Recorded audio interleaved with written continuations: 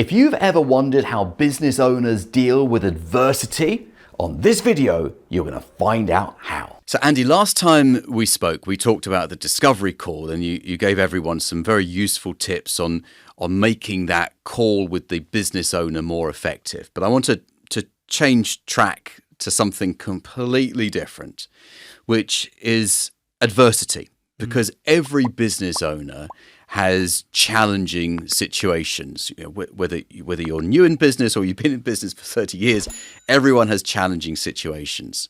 So I'd like to talk to you about that, because I know you've got some interesting perspectives, and you have also worked with so many business owners. You must have heard every story imaginable about situations they've been in. So what's your take on adversity in business? Well, number one, it's inevitable that nothing will always be plain sailing. Your ability as an entrepreneur to remain resilient and to keep on solving problems is key to your ongoing and everlasting success. And actually, probably the most simplest strategy or tactic or technique or tool or whatever you want to call these things, all begin with T probably, is so simple, probably most people would diminish its validity. And that is asking yourself the right question at the right time. We discussed last time we were talking about the quality of questions that you ask other people. In this instance, it's about the quality of questions you ask yourself.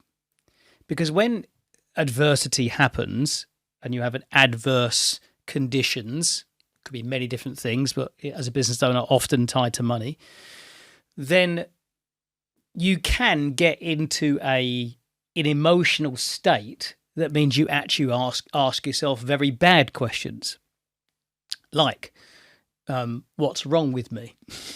Right? But you got to just stop for a second. I mean, I know these questions often, when we talk to ourselves, we don't often say them out loud. We do sometimes. But whether we hear them verbally or non-verbally, the state is one where we're asking this question. And you say, like, what's wrong with me?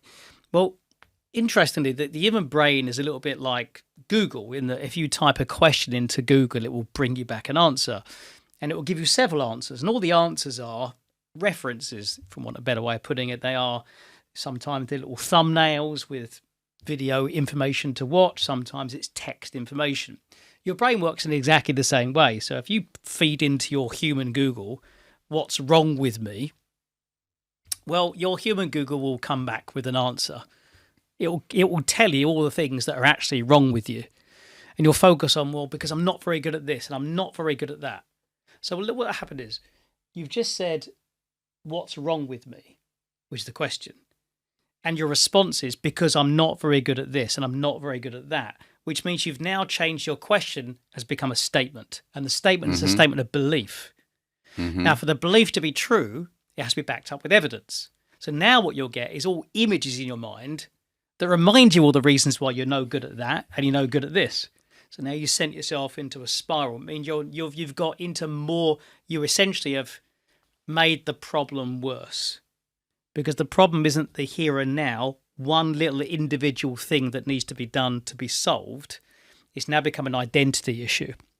And that's where business owners get into problems, is that when you get into an identity of, I can't do this anymore, I'm not cut out for this, and you start searching for a way to escape, start looking for safety, that's when it's really good to get around people that will ask you the questions you've forgotten to ask yourself. Right? So what should the question be then? Well, number one, you've got to look at what your emotional state is. The first thing you must do, we've got great, really good entrepreneurs, or just people in general that are good problem solvers. Number one is they don't get themselves into a heightened state. Because as soon as you start getting yourself into a heightened state, your language patterns aren't going to be very good. So number one, first thing you've got to do is actually just look, what creates a state? What creates the emotions that you're in? Well, there's a breathing pattern that goes with pretty much every emotion you can feel. In a state of panic, you're going to be holding your breath. People think, they always say, it's shallow breath. It's not. It's a lie. You're not breathing at all. Meaning you're kind of doing this. Concentrating. You're holding your breath. Because if you, let's say, something that requires concentration. Let's say you're going to thread a piece of cotton through a needle. You wouldn't breathe. You'd hold your breath as you do it. Because you're focusing on one thing. Yes. You're using what's called foveal vision, not peripheral vision. Peripheral vision's terrible for threading cotton through a needle. Don't try it. It's awful. But you need foveal vision, focused on one thing. Yes. When you get very focused on one thing, you don't breathe. You hold your breath for concentration. That's what happens when you get yourself into a problem state. When you're in a problem state, you don't breathe. You hold your breath for a long period of time, breathe it out, and you hold your breath again. So first thing you'll do is get control of your physicality. First thing, because it breaks a state.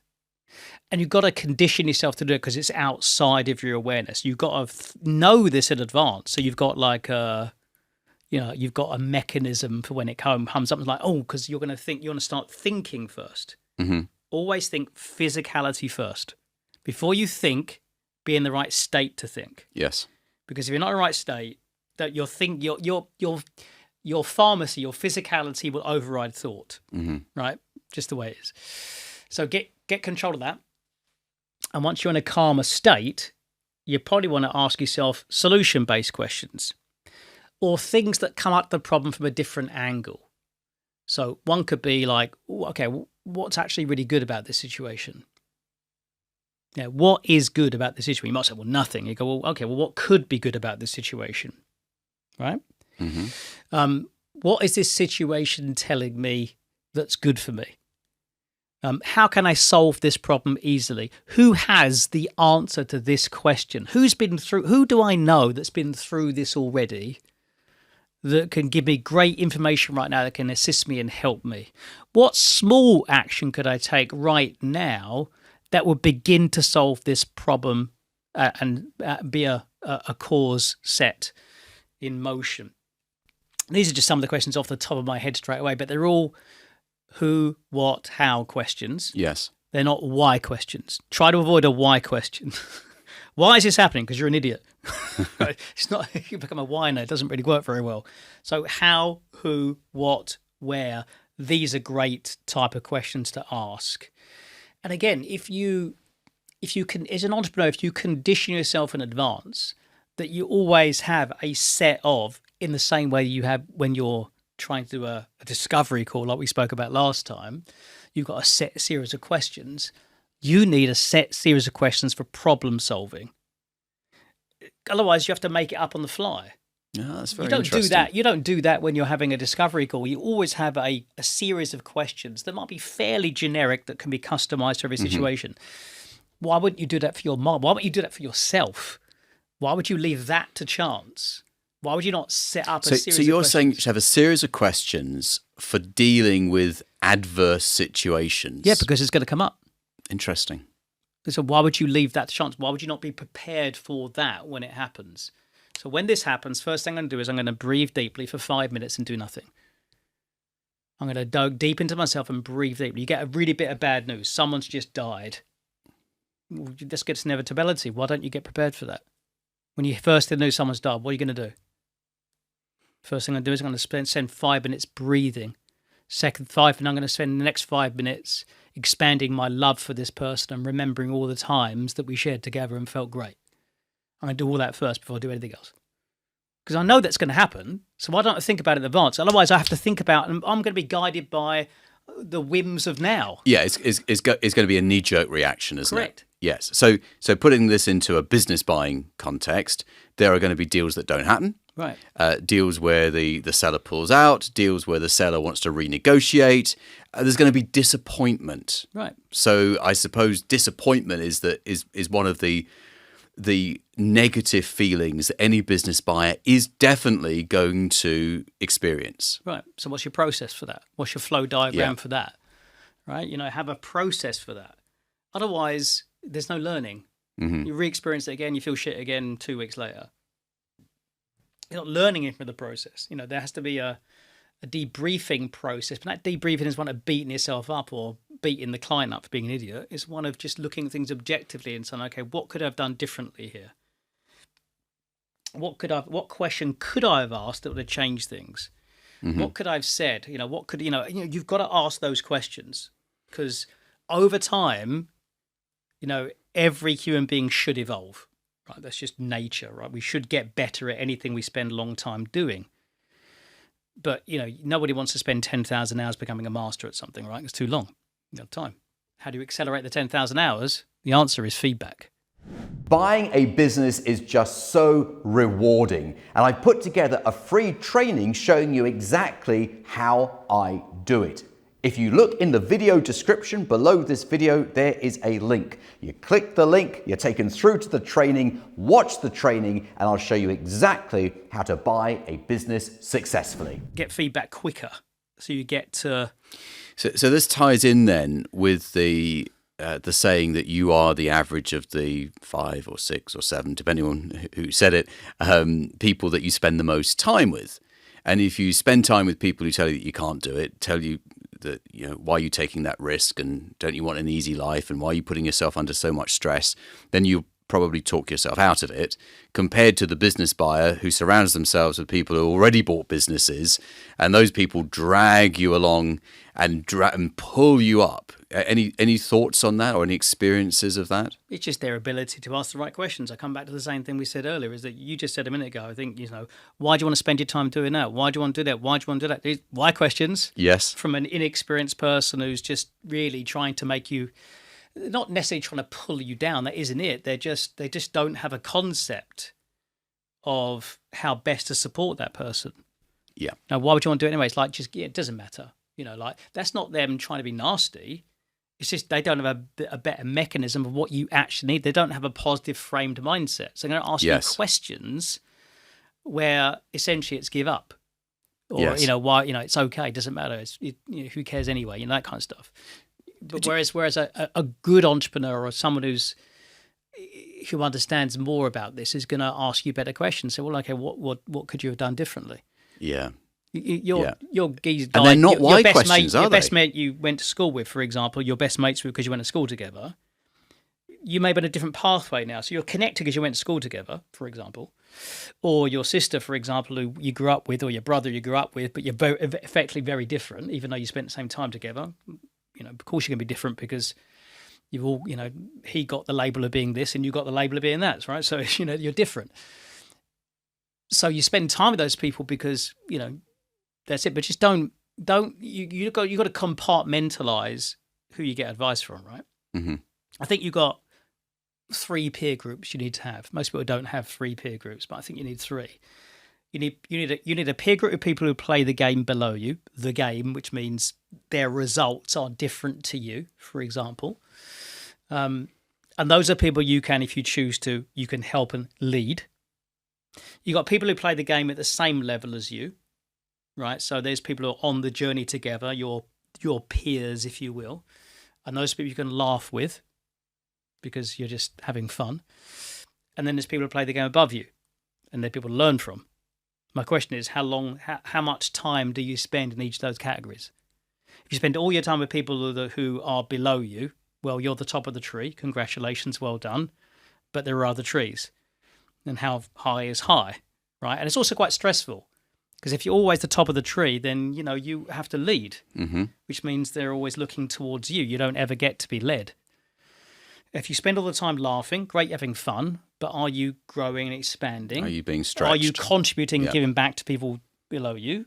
And are you, stretching yourself? And if you spend all your time with people you're learning from, well, when are you going to implement? When are you going to do something, right? So, you know what? You've got to understand you need all these peer groups. Just understand what each of those peer groups gives you and then go to the right type of peer group. You wouldn't go to the peer group of people playing the same level as you because their answers might sound right, but they haven't been through the problem yet. You want to go to people above you for that. You go to people at this level to share your journey of how things are going, but you're not necessarily going to take advice from that same group. You certainly wouldn't take advice from the lower group. That's very interesting. And actually, I haven't heard it said like that before. So it's a really good distinction through peer groups. So when someone wants to do something that they haven't done before, like buying a business, and the people around them are saying, why? Why do you want to do that? You know, why not just stick with your job? How would you help or advise someone to get out of that rut and actually take the action to buy that first business? Well, number one, vision. Mm-hmm. You've got to have a big enough vision, because if you don't, then it's so easy to fall back into what you know. So you've got to have a big enough vision, which means you've got to have a big enough why. Why? The question, why are you doing that? Well, what's your answer? If the person says to you, why are you bothering doing that? Now, whether you choose to answer them or not, because you might not care whether they understand what your motives are. That's quite simple, isn't it? Why are you doing that? Mm-hmm. If you can't actually answer that person in a coherent way, it's actually quite a good question, because if you don't know the answer, why are you doing it?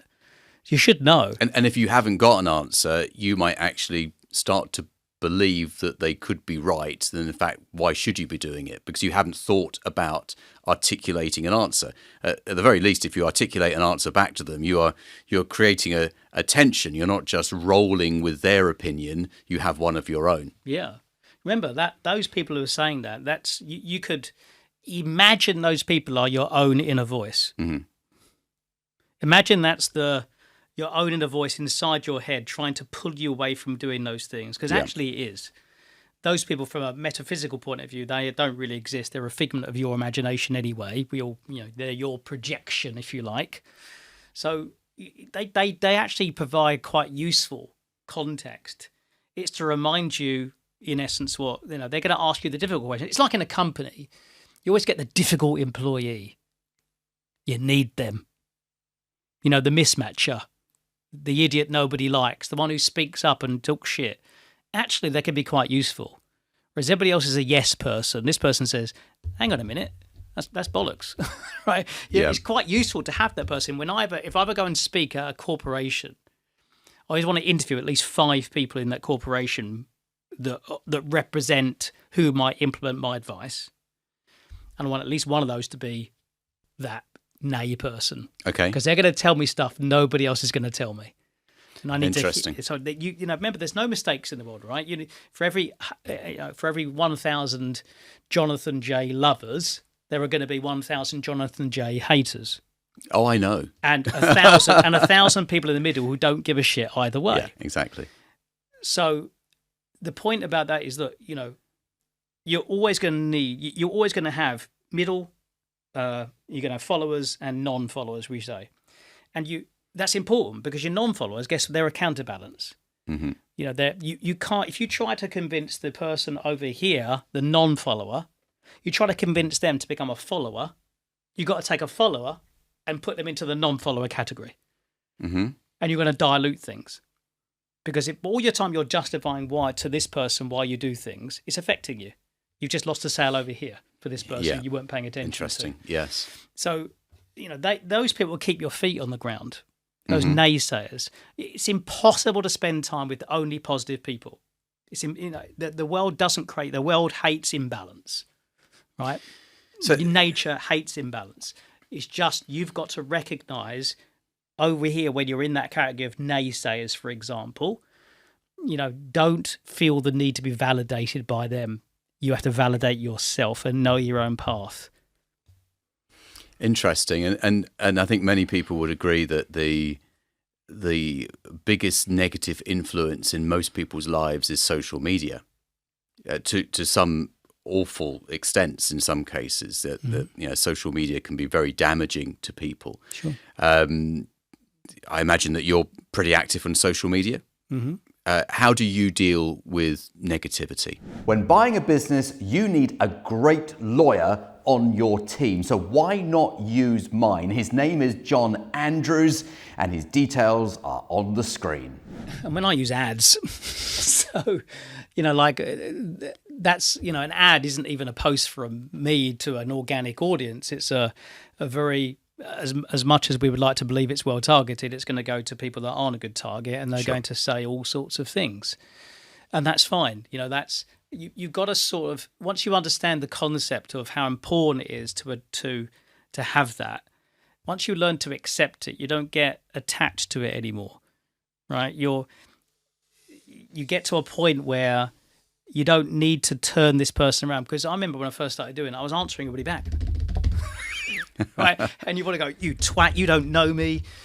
And then you evolve into the sort of, well, it's very interesting you speak to me in this way. You don't really know me. So there must be something, not right in your life. I wish you all the best. Right? This is the evolution of, trying to put them down without actually putting them down. And the third way is you stop responding. Stop being attached to it. So the first one is, fuck you don't know me. Second one is, there must be something really sad and wrong. I wish you all the best because clearly you're struggling. And the third way is stop responding to that because... Yeah, don't fuel them, yeah. Yeah, there's some argument before that, you fuel it because it, makes the algorithm run and... Right. I just haven't got time for that. I just haven't got time for that. So... just notice that in the world there are loads of things. What's wrong in the world is always available, but so is what's right. Right now in the world there are people loving. Right now there are people going out the way to give. Right now there are people giving good service. Right now there's bad service. Right now there's people hating. Right now there's people killing. Both are true at exactly the same time. Which direction do you want to look in? And on that note, Andy, thank you for your time today. Now, your speciality is teaching people how to present for profit. Explain to us what that means. Yeah, so anybody who's an entrepreneur who wants to be seen, be known, as we know today, there's never been a time in human history when it's been easier to broadcast out a message. We're doing it today. You couldn't do that years ago. This was radio, reserved for the few. TV, same, reserved for you. Newspapers, reserved for those who could get into those newspapers and be written about by journalists. But all that's gone today, right? So, whether you want to run your own TV show, I run a virtual event. So I teach people how to run their own presentation, their own virtual event and stand in front of it. Not a webinar where you just see slides, but physically, you're presenting to camera, maybe 2 cameras. Today you can set up in your home. I do it at home. And we run it twice a week. And I teach people how to do a presentation for 60 minutes to 90 minutes, enough that people say, hey, this is really interesting. I'm really interested in that. And they'd either reach out and put their phone number in for a deeper level conversation, or maybe even buy some item or of service that they have for £1,000, £2,000. It's a skill. It's an art. It's a science in its creation of what do you say at what at the right time. And it's an art in its delivery. How do you deliver it in a way that makes it feel unique and special and engaging as well? So that's what we teach, business owners, entrepreneurs how to do. So if people are focused on that, we'd love to help them. And how do people get in touch with you? Yeah, it's super easy. We run it a couple of times a week. But if they go to www.presentation-profits.com, they should find us there. Amazing. Andy Harrington, thank you very much.